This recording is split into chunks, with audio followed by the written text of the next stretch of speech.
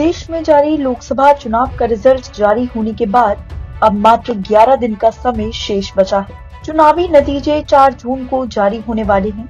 ऐसे में सभी पार्टियां अपनी अपनी जीत का दावा कर रही हैं। इस बीच सबसे ज्यादा चर्चा प्रशांत किशोर की भविष्यवाणी की हो रही है। राजस्थान के पूर्व मुख्यमंत्री और कांग्रेस के वरिष्ठ नेता अशोक गहलोत ने राजनीतिक रणनीतिकार प्रशांत किशोर की भविष्यवाणी पर बड़ा हमला बोला है कि चुनावों में जनता का रुख देखकर बीजेपी में हताशा का दौर है। लोगों के बीच बीजेपी के पक्ष में भ्रम की स्थिति बनाने के लिए काम किया जा रहा है। पूर्व सीएम अशोक गहलोत ने एक्स पर लिखा है कि चुनाव में मतदाताओं का मूड भांपने के बाद बीजेपी अब पूरी तरह से हताश हो चुकी है।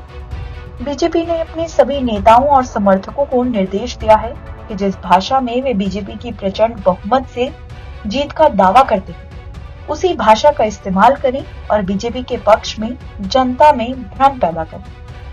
यही कारण है कि अचानक ही तमाम राजनीतिक विश्लेषकों, अर्थ और पत्रकारों समेत तमाम लोगों की भविष्यवाणियों की बाढ़ आ गई है। हाल ही में चुनावी रणनीतिकार प्रशांत किशोर ने लोकसभा चुनाव 2024 में बीजेपी के प्रदर्शन को लेकर अनुमान लगाया था। एक इंटरव्यू के दौरान प्रशांत किशोर ने कहा था कि उत्तर और पश्चिम में करीब 325 लोकसभा सीटें हैं। ये क्षेत्र 2014 से बीजेपी का गढ़ रहा है।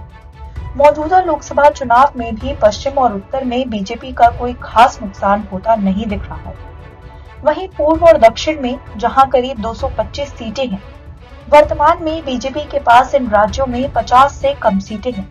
पहले भले ही बीजेपी का प्रदर्शन इन जगहों पर अच्छा नहीं रहा हो, लेकिन इस चुनाव में ओडिशा, तेलंगाना, बिहार, आंध्र, बंगाल, असम, तमिलनाडु, केरल जैसे दक्षिण पूर्वी राज्यों में बीजेपी की सीटें घटने की बजाय बढ़ेगी।